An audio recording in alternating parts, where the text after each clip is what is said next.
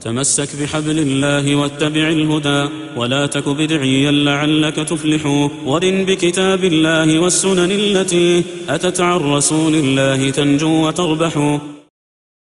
الحمد لله رب العالمين والعاقبة للمتقين ولا عدوان إلا على الظالمين واشهد أن لا إله إلا الله ولي الصالحين واشهد أن محمدا عبده ورسوله المبعوث رحمة للعالمين.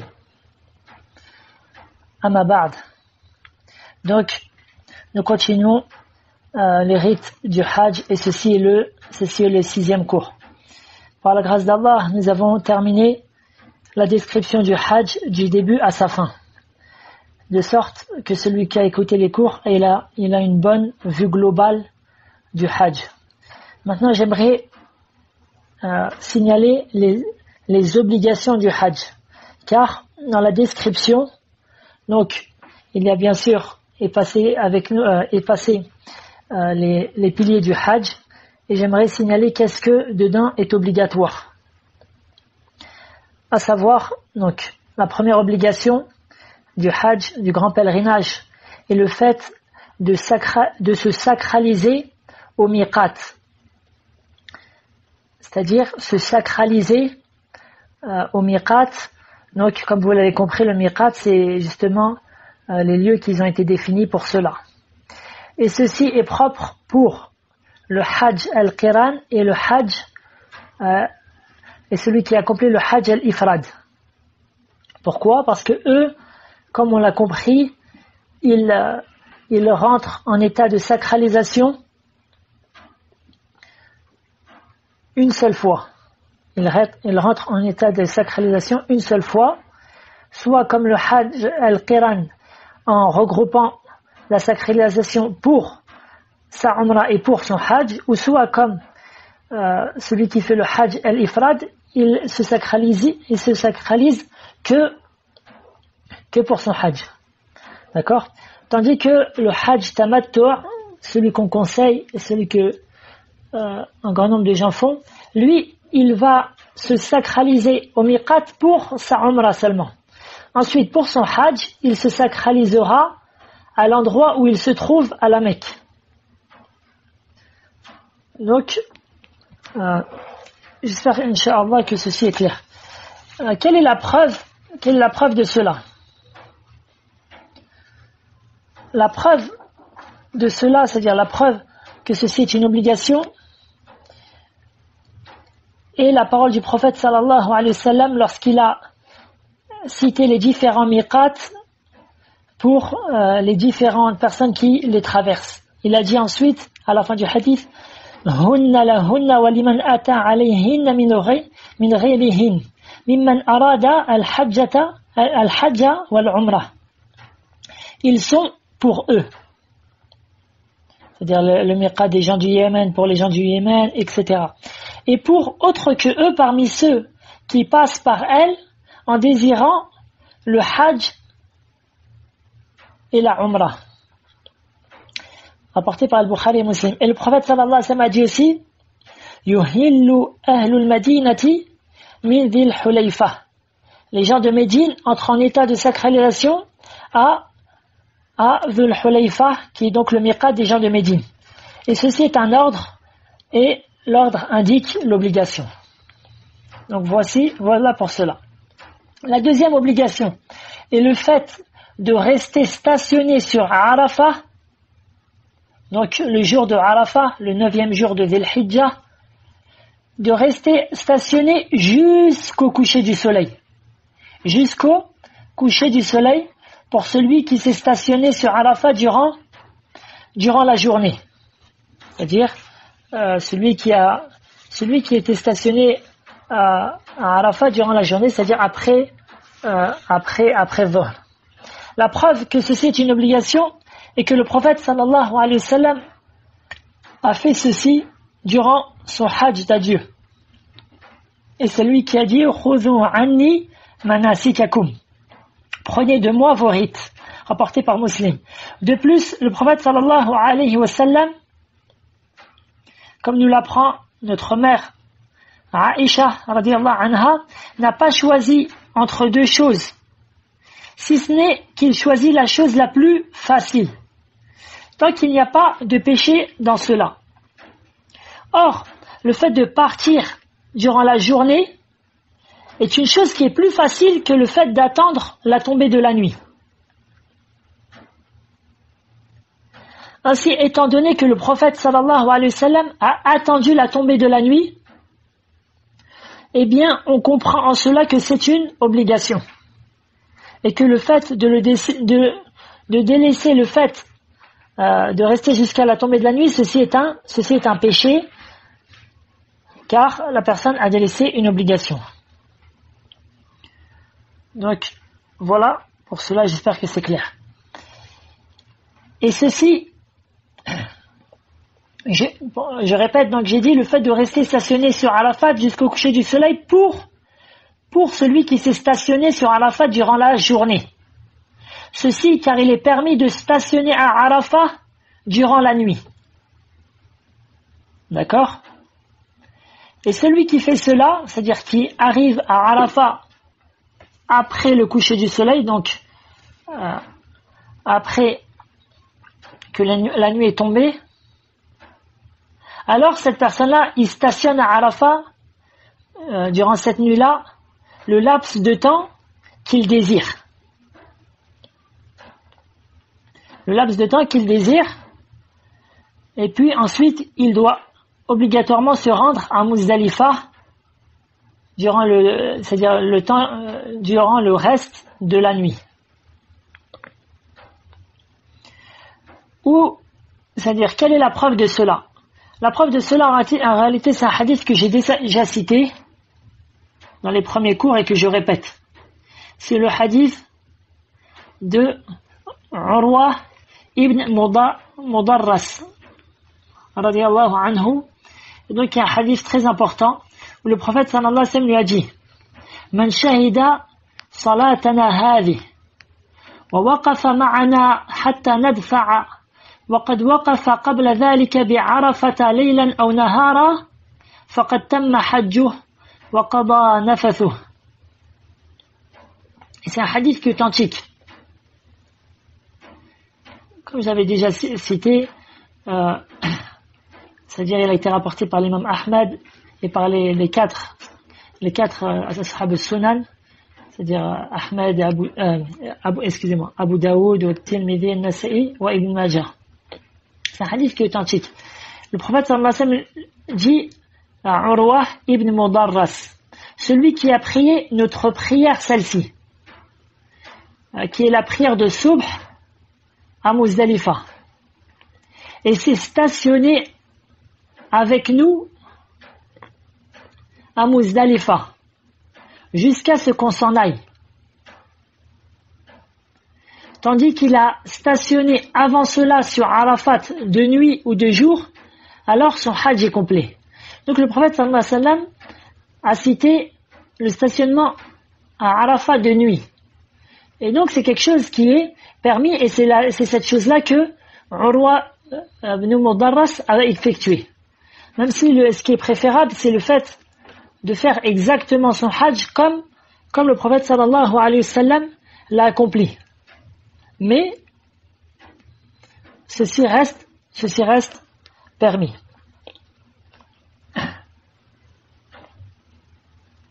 Et donc, je le répète, celui qui passe la nuit à Arafat, alors il reste le laps de temps qu'il désire.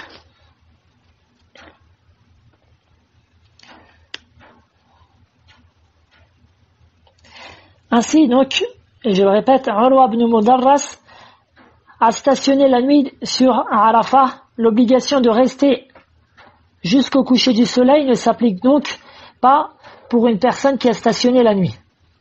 D'accord? Troisième obligation, le fait de passer la nuit à Muzdalifa. Donc, c'est-à-dire Muzdalifa, comme vous l'avez compris, c'est la station qui vient après Arafat. Donc celui qui était à Arafat durant le jour, il peut partir directement après le Maghrib. Et celui qui est parti à Arafat durant la nuit, alors il ne doit pas rester toute la nuit à Arafat. Il doit il stationne un laps de temps sur Arafat, puis il se rend à Muzdalifa.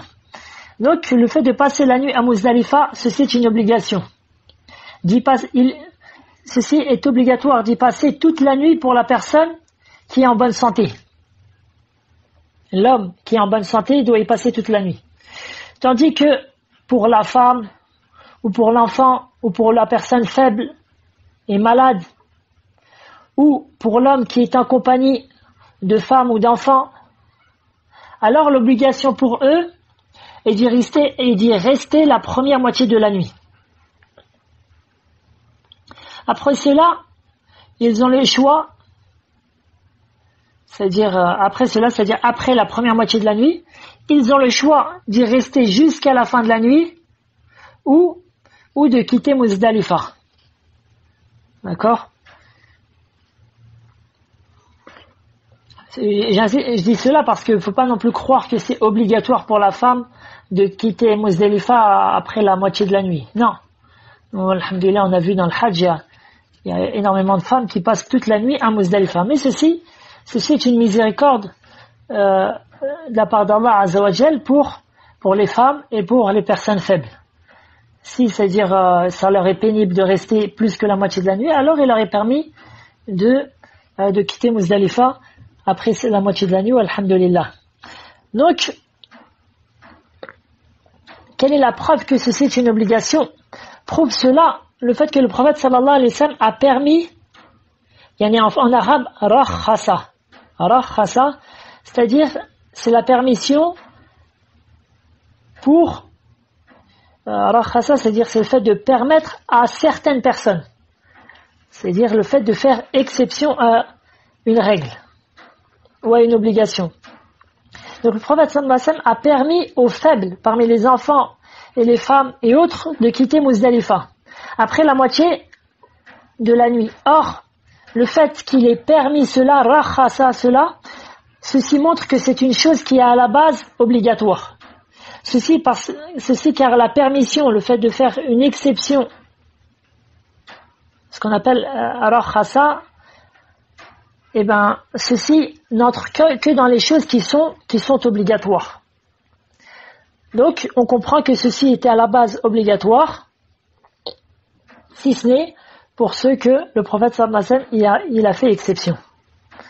La quatrième obligation, le fait de passer la majorité de la 11e et 12e nuit de Dhul Hijjah à Mina, qu'on appelle aussi la première et la deuxième nuit de Tashriq.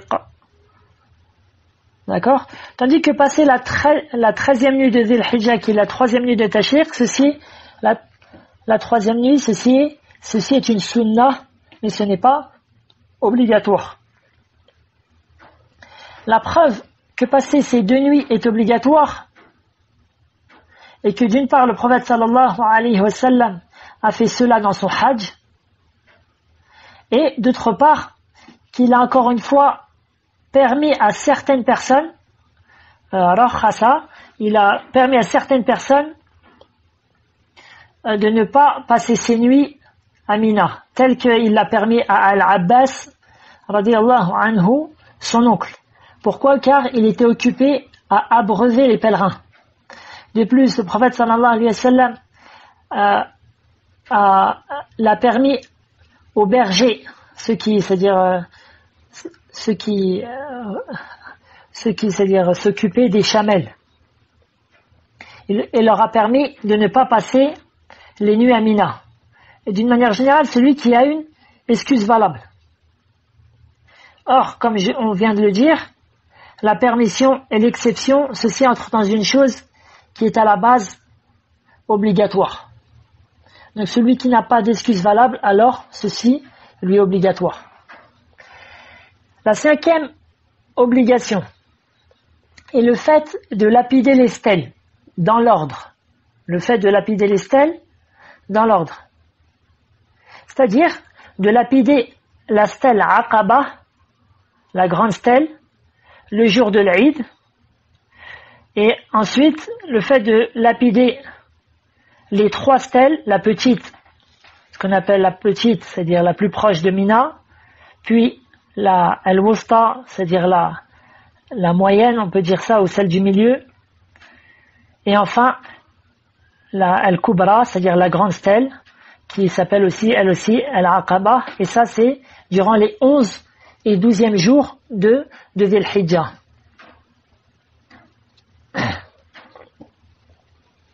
Tandis que lapider les 3 stèles le 13e jour de Dhul Hijjah, ceci est une sunnah, mais ce n'est pas obligatoire. Et la preuve que ce n'est pas et sachez, qu'Allah vous fasse miséricorde, que lapider les stèles est plus obligatoire et plus important que le fait de passer les nuits à Mina. Ceci, car autant le prophète sallallahu alayhi wa sallam a permis à certains compagnons qui avaient une excuse valable de ne pas passer les nuits à Mina, il ne leur a cependant pas permis de délaisser la lapidation des stèles. Celle-ci est donc plus importante que le simple fait de passer les nuits à Mina. Et quand j'ai dit la 13e nuit de Dhul Hijjah, c'est une sunna, car le verset prouve cela. Comme je l'ai cité hier, فَمَنْ تَعَجَّلَ فِي يَوْمَيْنِ فَلَا إِثْمَ عَلَيْهِ وَمَنْ تَأَخَّرَ فَلَا إِثْمَ عَلَيْهِ لِمَنِ اتَّقَى. Le verset dans Surat al-Baqarah, qui est le verset numéro 203. Ensuite, il n'y a pas de péché pour qui se comporte en piété à partir au bout de 2 jours.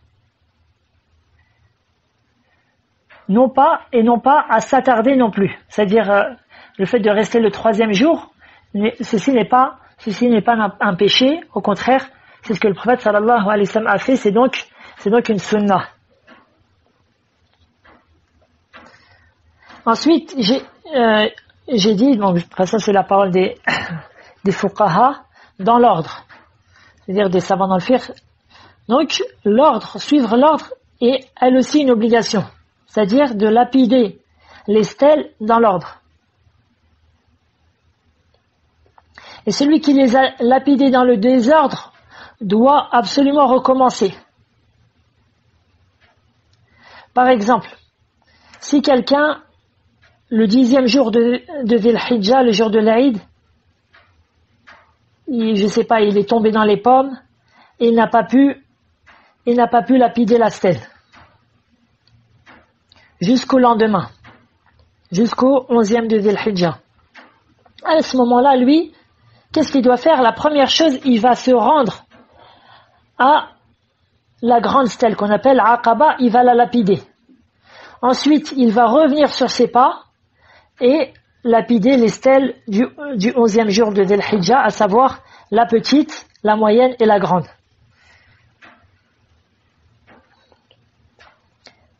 Et la preuve que l'ordre est elle aussi une obligation, c'est que il n'y a pas une autre adoration dans la législation qui ressemble au fait de lapider les stèles. On doit donc absolument la faire comme le prophète sallallahu alayhi wa sallam a fait, c'est-à-dire dans l'ordre. Car le prophète sallallahu alayhi wa sallam dit Man amila amalan laysa alayhi amruna fahuwa raddun. Comme l'a rapporté l'imam Muslim, celui qui accomplit une œuvre qui n'est pas en conformité avec notre religion, ceci lui sera jeté au visage, s'il ne sera pas accepté. Donc voilà pour cela. Enfin, on continue. Donc la 6e obligation, c'est le fait de se couper les cheveux ou de se les raser. Se couper les cheveux ou se les raser, que ça soit pour l'homme ou pour la femme. Si ce n'est, comme j'ai dit, c'est-à-dire la femme, elle n'a pas, ce qu'elle fait, elle regroupe ses cheveux et elle coupe la longueur d'une phalange, pas plus. Et la preuve donc que c'est une obligation, c'est la parole d'Allah Ta'ala dans Surat Al-Fath, le verset 27. Allah Ta'ala dit لتدخلن المسجد الحرام إن شاء الله آمنين محلقين رؤوسكم ومقصرين لا تخافون. Allah Ta'ala dit, vous entrerez dans la mosquée sacrée si Allah veut, en toute sécurité, ayant rasé vos têtes ou coupé vos cheveux, sans aucune crainte. Et donc ceci montre que ceci fait partie des obligations du Hajj. Et le prophète sallallahu alayhi wa sallam dit dans le hadith qui est rapporté par Al-Bukhari et Muslim, فَلْيُقَصِّرْ ثُمَّ لْيُحَلِّلْ. C'est-à-dire, le prophète sallallahu alayhi wa sallam dit qu'il se coupe les cheveux, puis qu'il sorte de son état de sacralisation. Donc le fait de couper ses cheveux ou de les raser fait partie des obligations. C'est la 7e obligation, le tawaf al-wada', c'est-à-dire le tawaf d'adieu. C'est-à-dire le tawaf qu'on fait avant de quitter la Mecque. Après que la personne elle ait fini son hajj, puis qu'elle reste le séjour qu'elle peut à la ville de la Mecque, une fois qu'elle veut quitter la Mecque, elle doit faire ce qu'on appelle le tawaf al-wada', c'est-à-dire faire un tawaf et prier ensuite 2 unités de prière après ce tawaf-là, et ensuite il peut quitter la Mecque. Ceci est une obligation pour le pèlerin, qu'il soit un homme ou une femme, si ce n'est pour la femme qui a ses menstrues le jour où elle va quitter la Mecque. Bien sûr, cette femme se doit d'avoir déjà accompli le tawaf du Hajj, le tawaf al-ifada qui est un pilier du Hajj. Mais tant qu'elle a accompli le tawaf al-ifada, le tawaf du Hajj, si elle a ses menstrues le jour où elle doit quitter la Mecque, alors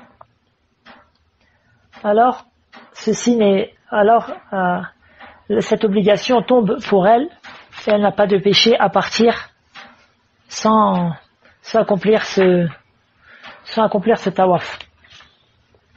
La preuve en est le hadith qu'a rapporté l'imam al-Bukhari et Muslim, où Ibn Abbas radiyallahu anhuma dit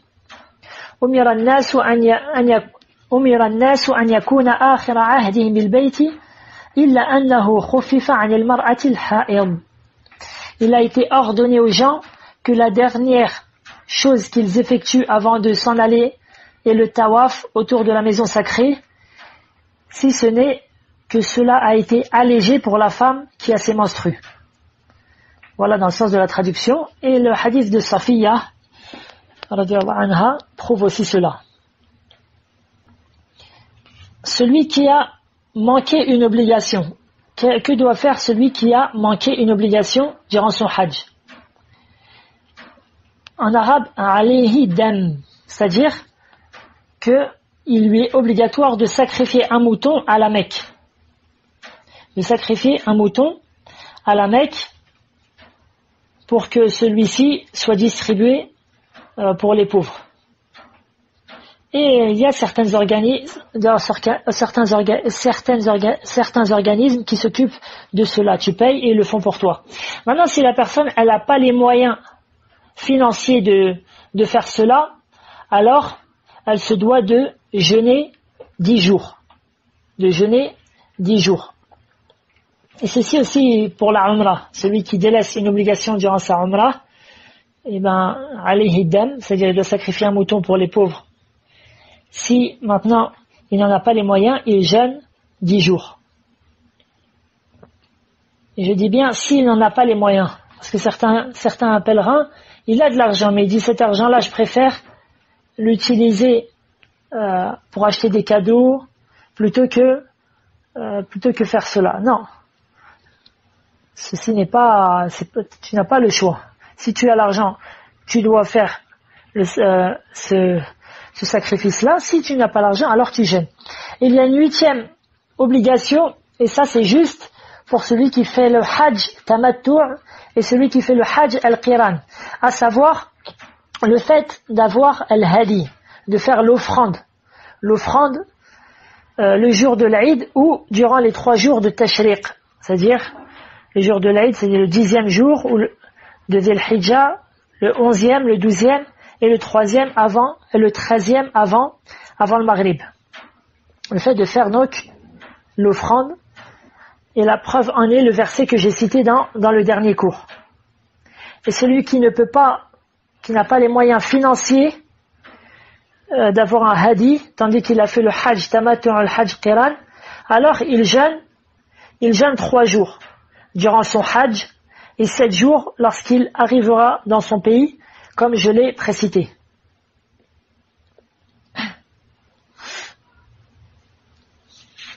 Donc j'espère que ceci est clair.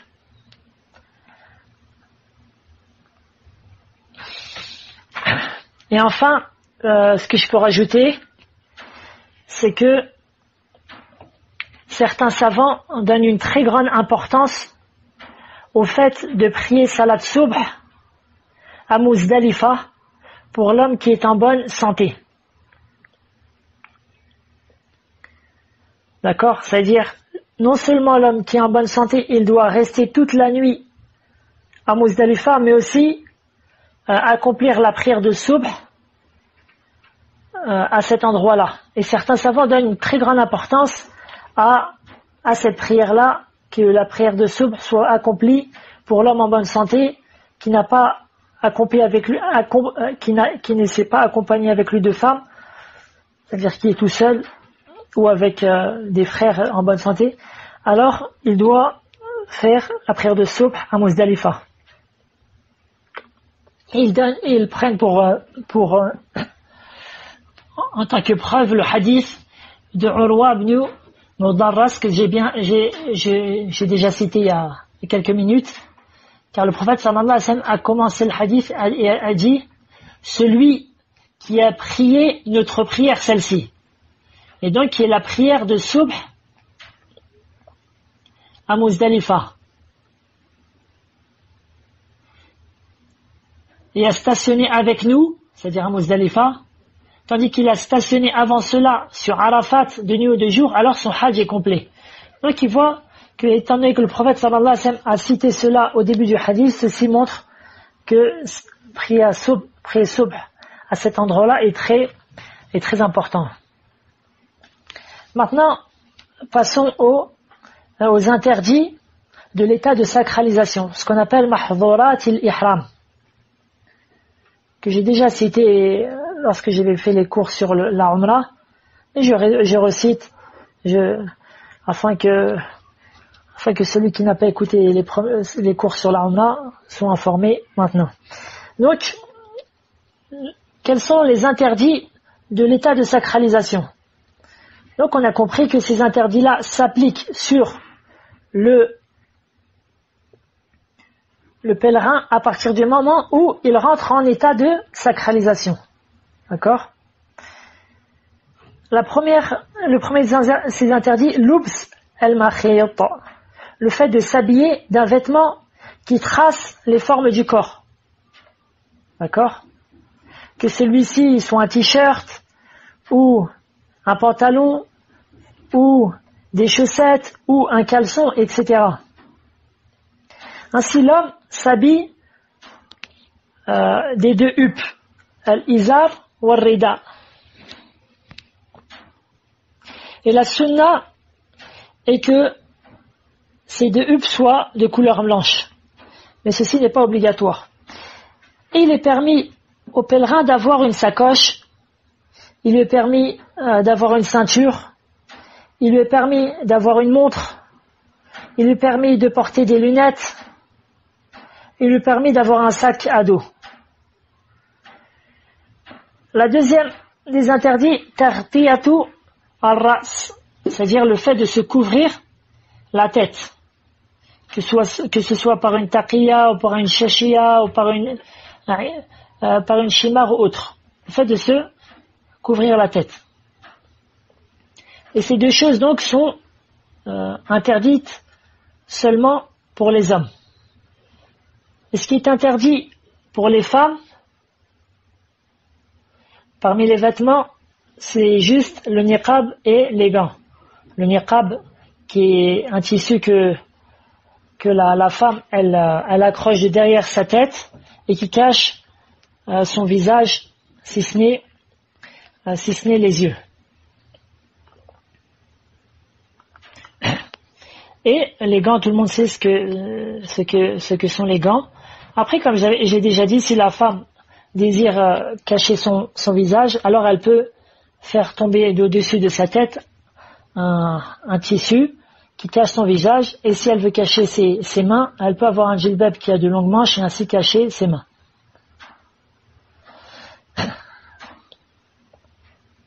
La troisième, donc le reste des interdits s'applique aux hommes tout comme aux femmes. Izalatu sha'r biqassin aw halqin aw qata'. C'est-à-dire le fait de s'arracher des cheveux ou des poils. D'accord? Ou de les couper ou de les raser. Et ces poils-là, que ce soit, donc les cheveux, tout le monde sait ce que c'est les cheveux, mais les poils-là, que ce soit des poils aux aisselles ou que ce soit les poils tels que la moustache ou la barbe, et même certains savants disent même les poils que certaines personnes ont dans les narines. Bref, la quatrième interdiction, le fait de se couper les ongles. Ensuite, si la personne a un ongle cassé qui lui fait mal, alors pas de mal qu'il l'enlève. Car le prophète sallallahu alayhi wa sallam a dit la darara wa la dirar. Le prophète sallallahu alayhi wa sallam a dit la darara wa la dirar, qui fait partie des paroles qui ont une très grande portée et donc qui ont plus de 6 sens. Mais parmi les traductions, c'est-à-dire une des explications du hadith, c'est la personne ne doit ni se nuire à lui-même ni nuire à autrui. Et donc la nuisance, ad-dararu yuzal, c'est-à-dire la règle elle dit ad-dararu yuzal, c'est-à-dire ce qui porte nuisance peut être enlevé. Donc si la personne a un ongle cassé qui lui fait mal, pas de mal qu'il l'arrache afin d'être soulagé de cette souffrance-là. Ensuite, massu tib, le fait de toucher du parfum ou de s'en mettre ou de sentir volontairement le parfum. Et entre dedans les shampoings et les gels douche odorants. Et entre dedans les savons pour laver les mains qui sont les savons liquides, pour laver les mains qui sont odorants. C'est-à-dire que le fait d'utiliser un savon inodorant tel que les savons de Marseille, alors il n'y a pas de mal. De plus, beaucoup de pèlerins demandent est-ce qu'il est permis durant les jours où la personne est en état de sacralisation de prendre une douche. Une douche de propreté, c'est-à-dire une douche. Ceci est permis. Il n'y a pas de mal à cela, si ce n'est que le pèlerin qui est en état de sacralisation n'utilise pas des produits qui ont une odeur ajoutée, c'est-à-dire un parfum. Et entre dedans, le fait de manger certaines plantes odorantes, telles que le fait de mettre du safran dans son thé, par exemple. Le sixième interdit, qatl sayd al-bar wa istiyaduhu, c'est-à-dire le fait de chasser ou d'accepter de la viande qui a été chassée pour le pèlerin, ou d'aider à la chasse, ou d'indiquer une proie à un chasseur. Tout ceci est interdit. Comme Allah Ta'ala le mentionne, Ya ayyuhalladhina amanu la taqtulu sayda wa antum hurum. Vous les croyants, ne tuez pas la proie alors que vous êtes en état de sacralisation. Et le reste que j'ai dit le prouve certains hadiths. La septième interdiction, aqd nikah ou al-khitbah, c'est-à-dire le fait de contracter un acte de mariage ou de demander la main d'une femme. Tout ceci est interdit et formellement interdit. Tandis que le fait d'être témoin à l'acte de mariage, ceci est détestable. Mais ce n'est pas interdit. Après, bien sûr, c'est être témoin à l'acte de mariage d'une personne qui n'est pas en état de sacralisation. Car les savants disent que celui qui fait un acte de mariage, il contracte un acte de mariage en état de sacralisation, alors cet acte n'est pas valide.